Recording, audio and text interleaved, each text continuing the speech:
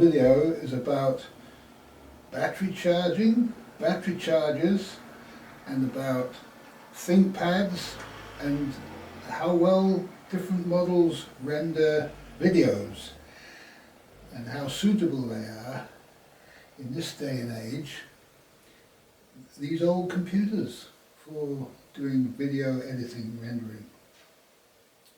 We'll have a look.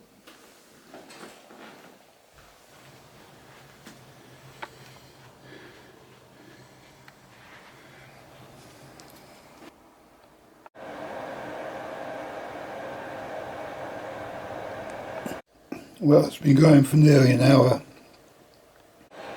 It's still only sitting at 8.7 amps. And what's interesting is if I put it on manual repair here, you can see the maximum it goes up to is 11.4 amps. It seems to stay there no matter where we put this down.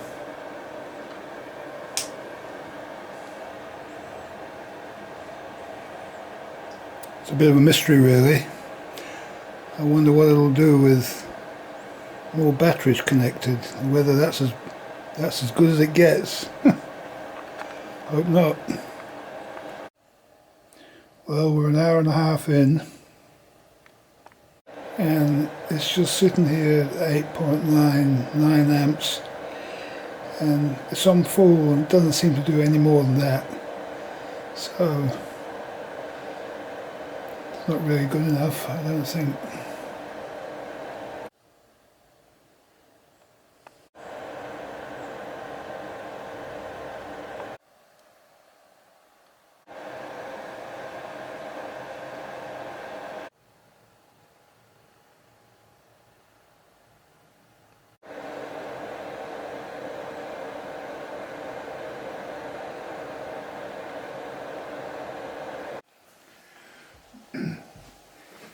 Well, this has been an interesting experiment with this battery, because this was the worst of the batteries that I had, and it seems like it just can't be charged, this battery. It just tries to charge it forever, so the current is going into the battery and there must be some kind of leakage in there or something, and some resistance that's heating the battery up too.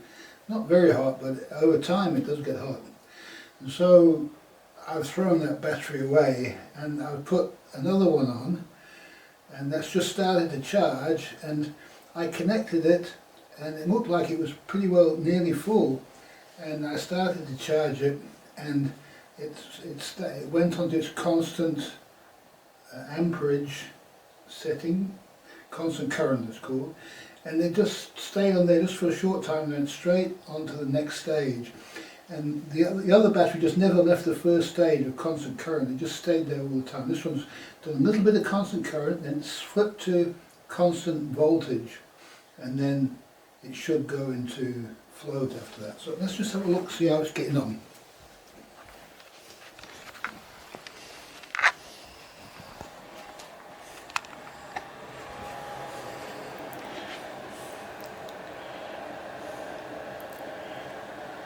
Okay, we've got trickle or float charge. Already it's on trickle or float charge, and you'll see it's dropped right down to 1.9 amps, and eventually it will say full. So we're going to leave it on that and let it do that. And it's good to see this battery sat in the car for a month and it was nearly fully charged, hardly lost any power at all. So this is a absolutely perfectly good battery. Isn't that good?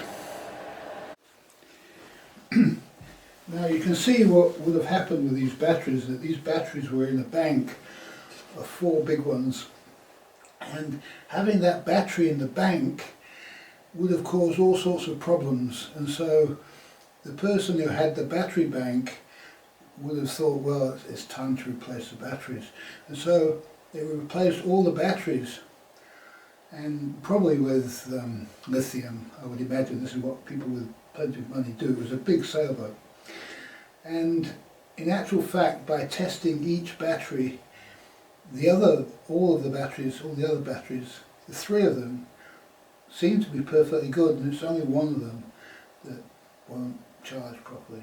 So there you go, that's how you get a good, inexpensive battery bank, by using a little bit of your time and intelligence to work out which batteries are good, which ones aren't, and keep your eye on them individually. And as soon as one goes bad, get rid of it out of the bank. So this has taken me probably a week of my time messing around with batteries, but I've learned a lot. And one thing I did learn was that these intelligent battery chargers, whilst they're not necessary, you can do the same thing with just a basic ordinary battery charger. It's much more reassuring to see it go through its process than to have to think, well, you know, is it fully charged, is it not fully charged, is there something wrong with it, should I leave it charging, how long should I leave it charging? So it's good. And I did actually send a message to the people I bought the battery charger from, because the maximum I ever saw it get up to was 9 amps. When I connected it to a second battery, another good battery day, it briefly went to 15 amps. And so I do know it can do more than 9, and they sent a reply with some images showing the charger running at 25 amps. And so it's reassuring to see that and know that when it is able to take the additional amps, it will go higher. There's the dog. We'll have to see.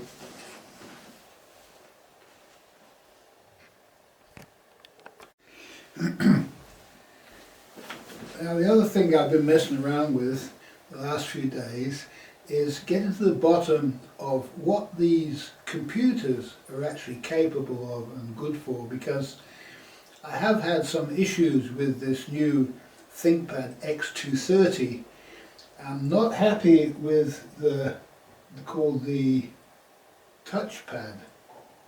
The touchpad is no good, and so the other area I'm concerned about is the video editing and rendering. And so what I'm doing at the moment is I have my standard video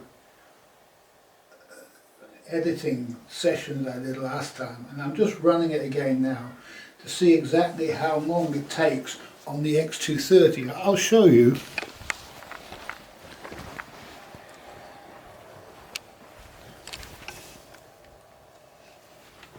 Okay, alright, so if you can see that it says here remaining time 2 hours 2 minutes, and it was a maximum, it looked to be about 2 hours 50 minutes. Now I tried to run it on the X300 because what I didn't like was the small screen on this is terrible. It's too narrow, the screen is too narrow, and its aspect ratio is annoying. It's got this what's called 16:9 aspect ratio, and the other one's 16:10, and it's much better. I tried running this video on rendering on the X300, and it was going to take 5.8 hours, something like this, and so that's just too long. So I'm going to run the same job. I'm just going to take this stick out and put it into various computers I have around the house, and I'm going to have a look at and see exactly how long it takes on the different computers I've got here, and give me a really good idea of what's going on.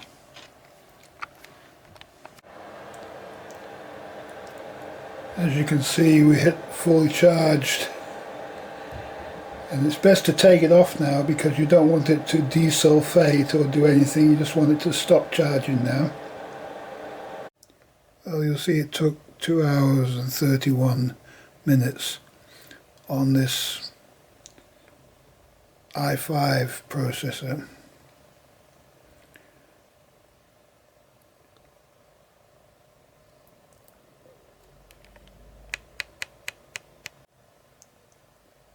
on the X230i. Well, for our next test we're going to do the same thing on the T400. Well, here we go. Wow, did it open up fast. It was really quick getting going. It's showing the remaining time, 2 hours 23. Now the previous one, it showed 3 hours when it started off, so I expected to do this one to do it less than 2 hours 23. We'll see what happens at the end.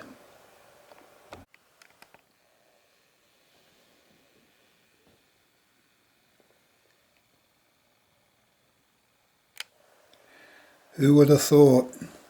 Look at the difference. Only 2 hours 16 on the T400.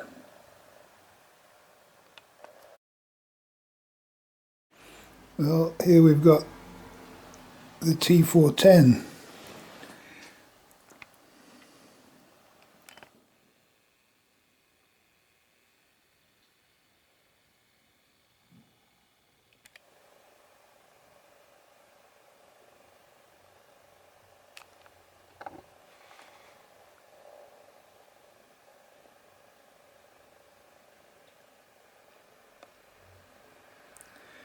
Just starting to render now. We'll come back to it. Well, it's just fired up now, and 2:33 left. So about the same as the T400. We'll see how it gets on. Well, isn't that interesting? 2 hours 24 on the Thinkpad T410 with the i5 processor. What's it? 560M or 446? I can't remember exactly. I'll write it all down for you. That's insane, because that's just about the same as the Thinkpad 400. Right, and finally we have the same thing again on the W500. Just started now.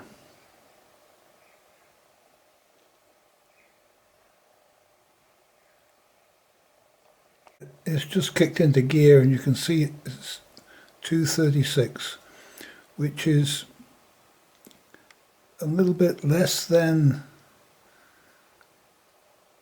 the T410, about a little bit more, but virtually the same as the T410. And we'll just wait and see what it comes out at the end. It's very interesting.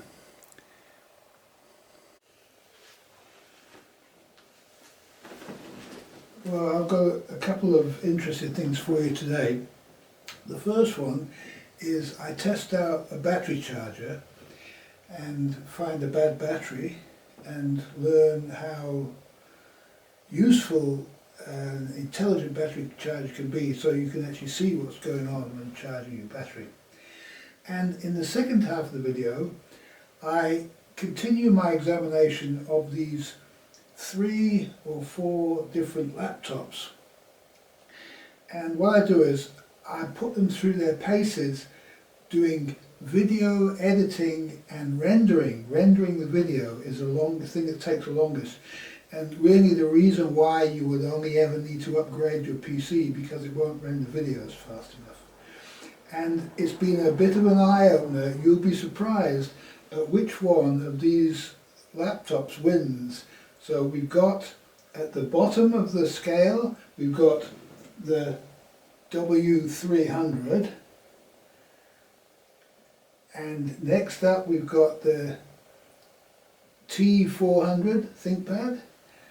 Then we've got the T410 Thinkpad, which is the next generation, which is the 400 is a Core 2 Duo, and the 410 is a Core i5, and then we've got the W500, which is also a Core 2 Duo. Let's see. Oh, and lastly we've got the most modern one, which is the X230, the X230, which is got 8 megs of RAM and is a more modern processor, also i5 full power processor, later generation. One would expect it to be faster than all the others, wouldn't we? Just wait till you see the results. Interesting.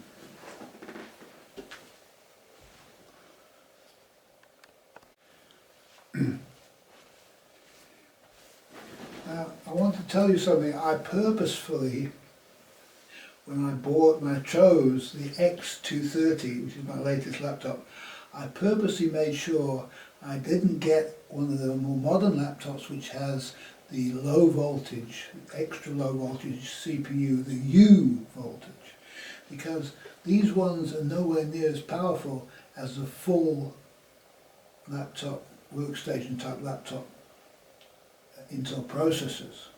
And so the only one that has this kind of low power processor is the X300 here. And it's a very weak processor. It's only I think they came with a 1200 gigahertz. It's not much. Megahertz, is it? 1.2 gigahertz. And the fastest one is actually, the highest gigahertz is the T400, which is a 3 gigahertz processor. So all these processors are dual core, and you'd be surprised at how similar they all are, really. Yet one of them beats them all hands down, really. And all the others are much of a muchness. One of them loses hands down, that's the X300. So I wouldn't use that for video editing. But I'll give you a rundown now of the times that these ones took.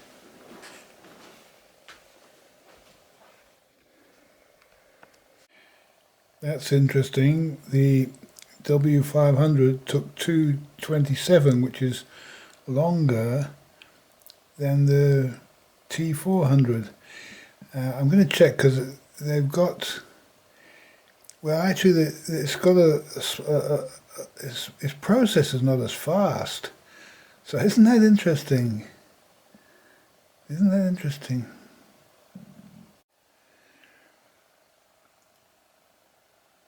Here we go on the T61.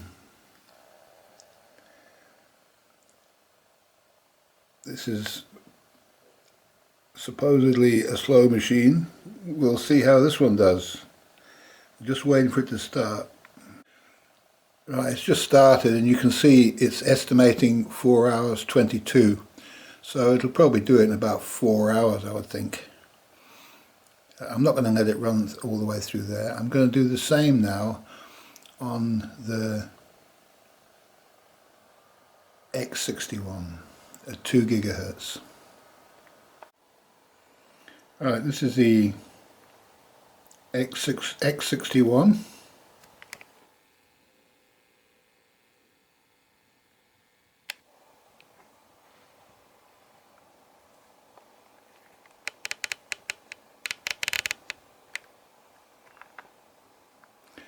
As we can see, we're waiting here for it to get started. Okay, this one's showing 3 hours 52. I'm going to let this one run to completion just so we can see exactly what that time becomes at the end, so we can gauge how long the other one might have taken. Just over 4 hours. I just wanted to tell you how we did this test so you realise how good the test is, because what I did was I have the whole system running on this little chip here, and I put the chip into each computer in turn and booted it up and ran exactly the same process. So it's the same operating system, the same installation of the program, the same data files, and it's also writing to the same USB stick. So everything's the same, exactly the same, except really the motherboard and processor subsystem. So, you know, the speed of the hard disk drives and things like that doesn't come into it at all, because it's all the same on here. And I have, because of my other tests that I've done over the years, I know that when you're rendering videos, the hard disk drive's got nothing to do with it, because it's completely processor bound. It's the processor that's a bottleneck on all of these systems. So, yeah, if you have a look, you'll see that you've got 100%, a lot of the time 100% CPU in at least one of the cores.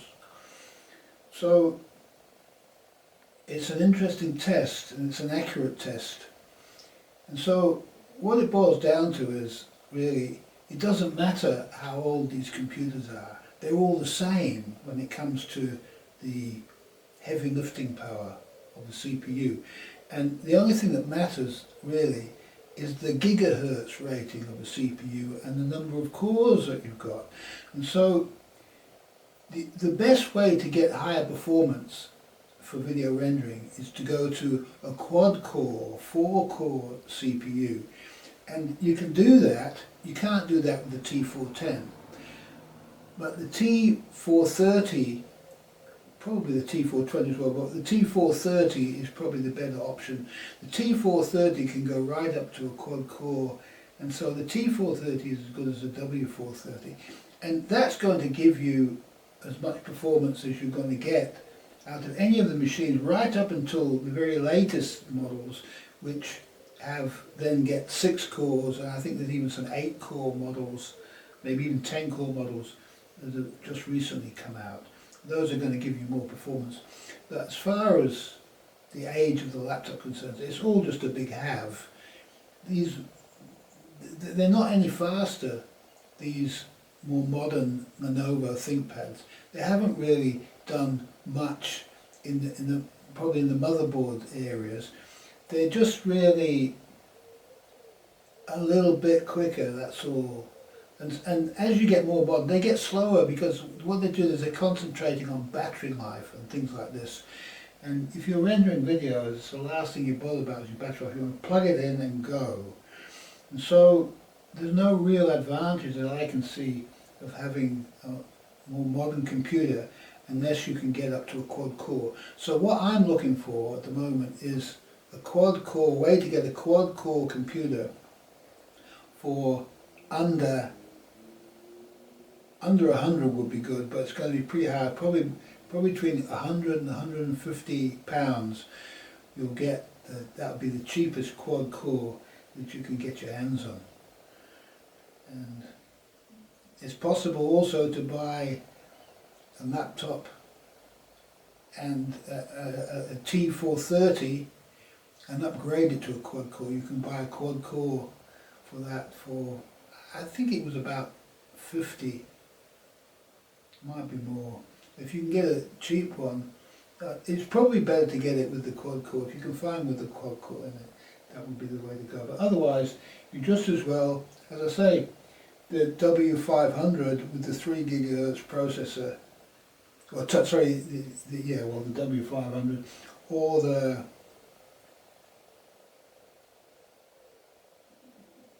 T500, or T400.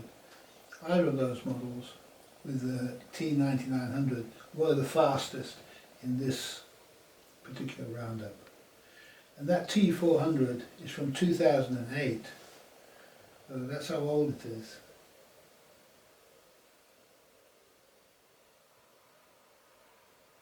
It's food for thought. Now I'm going to put over the screen now all of the laptops in order from slowest to quickest in order. But you'll see that the last ones are pretty much, I mean, you've got 2 hours 16 minutes, then you've got 2 hours 24, 2 hours 27, 2 hours 31. Those ones are all about the same. And then you get the jump to the 4 hours and beyond, which what's happened when you go down to the 2 gigahertz and beneath, you end up taking a long time. Here they all are, in order of slowest to fastest. Thanks for watching.